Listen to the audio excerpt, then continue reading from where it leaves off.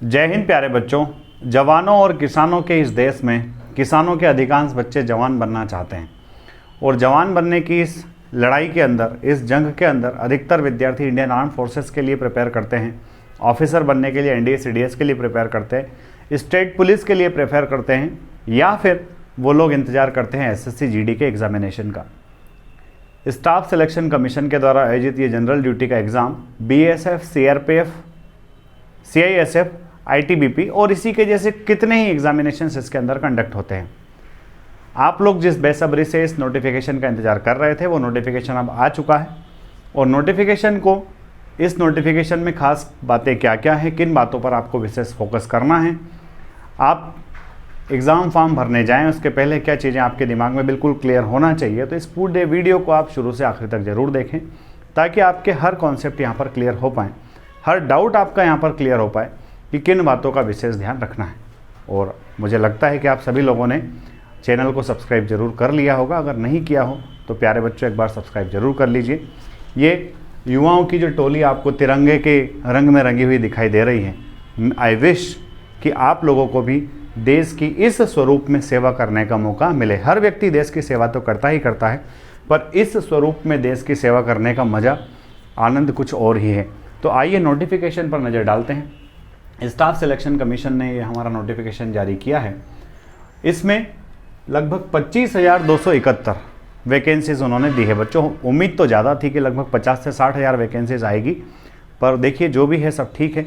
25,000 vacancies भी कोई कम नहीं होती है, क्योंकि हमें यानी कि आपको एक ही वैकेंसी चाहिए, एक ही पोस्ट आपको चाहिए। तो एक आपको मिल जाए, बाकी 25,000 में से जो भी हो आपके दोस्तों को या दूसरे लोगों को मिल जाए, पर पहली पोस्ट जो मिलना है वो आप ही को मिलना चाहिए।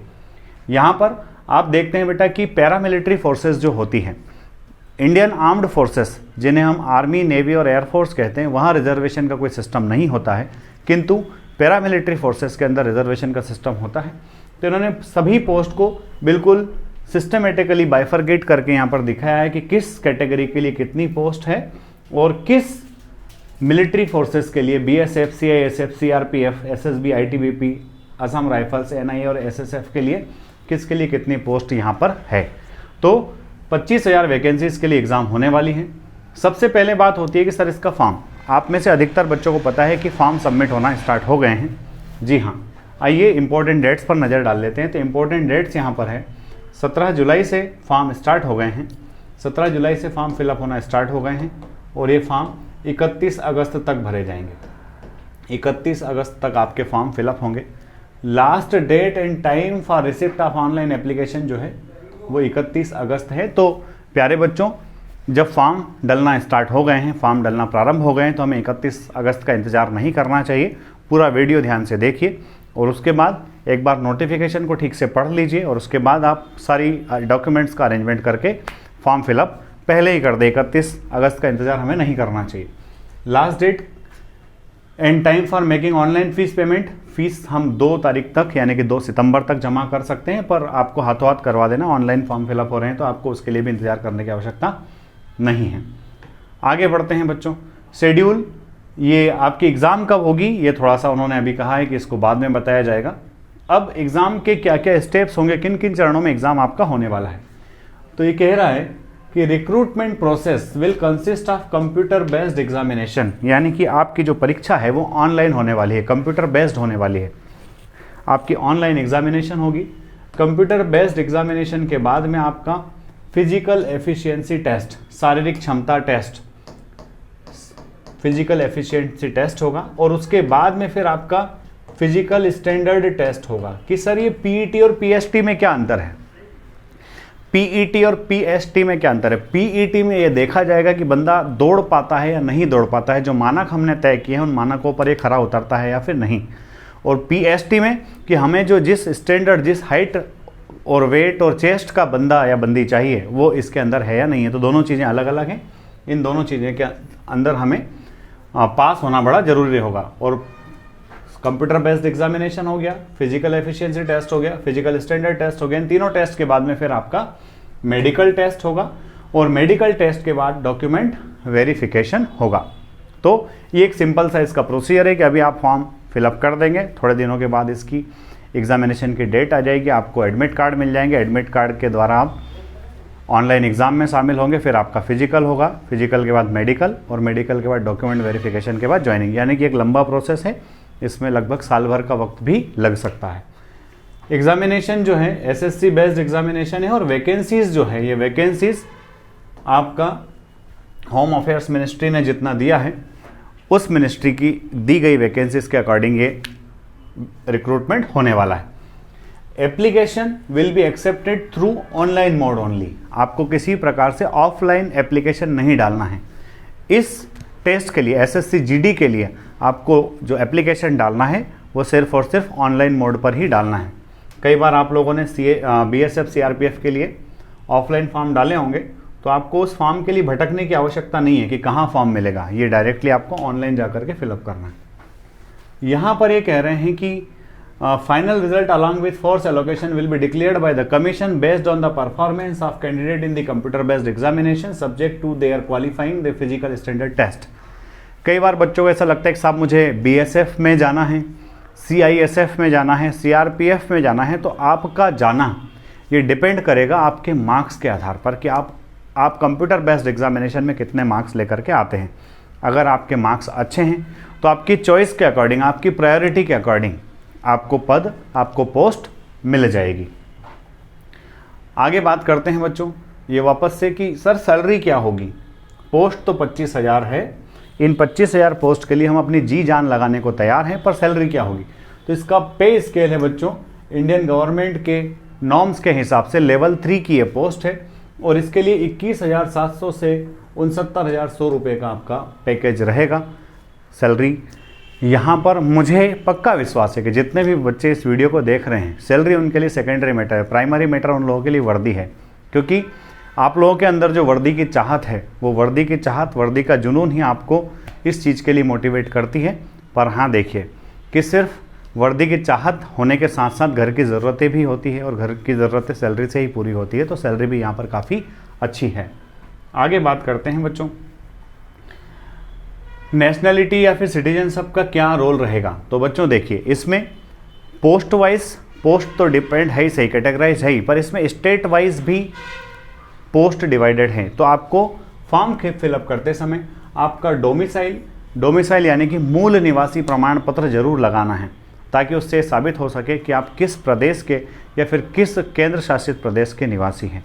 तो आपको डोमिसाइल सर्टिफिकेट वहाँ पर ज़रूर सबमिट करना है, जरा भी गलती ना करें। एज लिमिट क्या होगी सर, एज लिमिट का बड़ा रोल रहता है, क्योंकि जनरली इंडियन आर्म फोर्सेस के अंदर आर्मी, जीडी और बाकी सारे ट्रेड्स की तैयारी करने वाले स्टूडेंट्स के सामने कई बार एज से बाहर होने का खतरा रहता है। तो यहाँ पर एज जो है बच्चों 18 वर्ष से कम नहीं होना चाहिए और 23 वर्ष से ज़्यादा नहीं होना चाहिए, और इसकी जो गणना है वो 1/8/2021 के हिसाब से की जाएगी। तो 18 से 23 के युवक एवं युवतियाँ इस फॉर्म को फिलअप करने के लिए योग्य हैं, एलिजिबल हैं। यहाँ पर एक सैकेट भी दिया है उन्होंने कि 2/8/1998 के पहले और 1/8/2003 के बाद उस बंदे या बंदी का जन्म नहीं होना चाहिए। इस बीच में उसका डेट ऑफ बर्थ अगर होगा तो वो फॉर्म फिलअप कर सकता है। अब देखिए इसमें क्या होता है बच्चों, जैसा हमने कहा कि पैरामिलिट्री फोर्सेस के अंदर एसटी, एससी, ओबीसी और एक्स सर्विसमैन इन सब लोगों को अलग से रिजर्वेशन मिलता है। तो यहाँ पर हाइट में भी कुछ छूट मिलती है, एज में भी कुछ छूट मिलती है। तो यहाँ पर एज में रिलैक्सेशन की जो बात है वो अलग अलग कैटेगरी के लिए अलग अलग है। एसटी, एससी के लिए यहाँ पर एज में 5 वर्ष की छूट है। ओबीसी के लिए जो छूट है वो 3 वर्ष की है। एक्स सर्विसमैन के लिए जो छूट है वो भी 3 वर्ष की है। कुछ कंडीशन है अलग अलग। अनरिजर्व्ड कैटेगरी जो 1994 में जो दंगे हुए और 2002 में जो गुजरात में हुआ, उन सब के विक्टिम्स के लिए भी 5 वर्ष, 8 वर्ष और 10 वर्ष का यहाँ पर अलग अलग एज में छूट है। आप पूरा नोटिफिकेशन एक बार फिर से देख लें, पर मुझे लगता है कि ज़्यादातर युवा जो इस वीडियो को देख रहे हैं कहीं ना कहीं इस एज ग्रुप के अंदर शामिल हैं।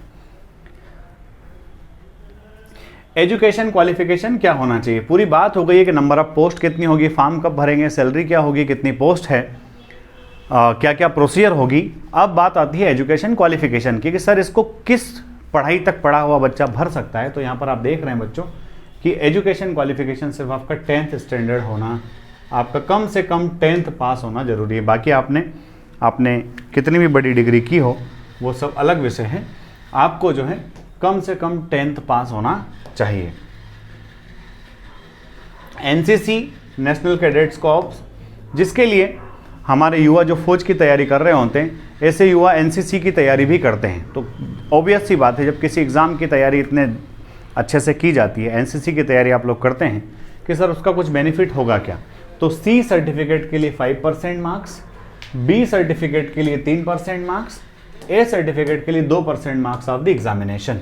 यानी कि 5, ऐसा मान सकते हैं 5 नंबर, 3 नंबर और 2 नंबर इन सर्टिफिकेट होल्डर्स को मिलेंगे। पर ध्यान रखिए बच्चों, ये मार्क्स जुड़ते हैं सबसे लास्ट में।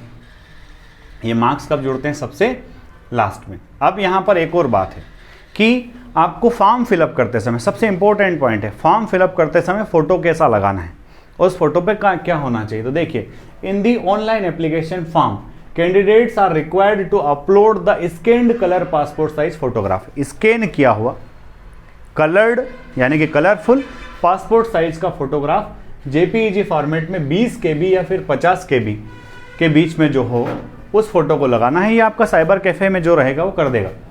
Photograph should not be more than 3 months old from the date of publication of the notice of examination.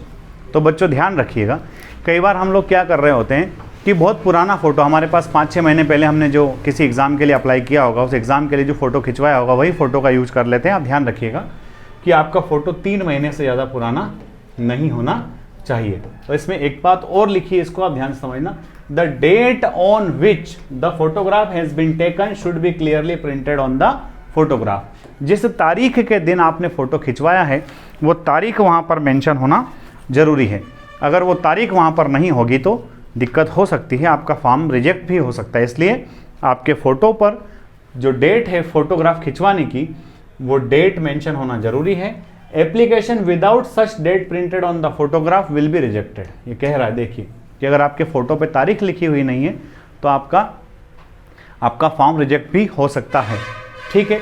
Image dimension of the photograph should be about 3.5 centimetre and 4.5। तो ये तो सब बेटा आपको पता है, वो बना देंगे, अच्छे से कर देंगे। Photograph should be without cap, photo में टोपी लगी हुई नहीं होना चाहिए। Spectacles and both years should be visible. ये कह रहा है कि टोपी लगी ना हो, चश्मा लगा ना हो, और दोनों कान सही से दिखाई दें, दोनों कान सही से दिखाई दे, ऐसा आपका फोटो होना चाहिए। चलिए आगे चलते हैं। लास्ट डेट टाइम, तो लास्ट डेट आपको पता है 31 अगस्त 23:30 यानी कि 11:30 इसकी लास्ट डेट है। कैंडिडेट्स को एडवाइस किया जाता है कि वो समय से फॉर्म फिलअप कर दे, ज़्यादा इंतजार ना करें। एग्जामिनेशन सेंटर्स, बच्चों ध्यान रखिएगा, ये बड़ी इंपॉर्टेंट बात है। एग्जामिनेशन सेंटर्स की एक लंबी चौड़ी लिस्ट इस नोटिफिकेशन में दी हुई है। एमपी के विद्यार्थियों के लिए, मान लीजिए एमपी को अगर स्टैंडर्ड मान ले, तो उस हिसाब से अगर हम बात करें तो मध्य प्रदेश जो सब रीजन है, जिसमें छत्तीसगढ़ और मध्य प्रदेश दोनों आते हैं, यहाँ पर भोपाल, ग्वालियर, इंदौर, जबलपुर, सतना, सागर, उज्जैन, बिलासपुर, रायपुर, दुर्ग, भिलाई, ये इतने सेंटर्स दिए हैं। तो वो क्या कह रहा है, सुनिए ध्यान से। वो कह रहा है कि a candidate has to give option for 3 centres. कितने सेंटर? 3 सेंटर उसको चूज करना है। In the order of priority within the same reason.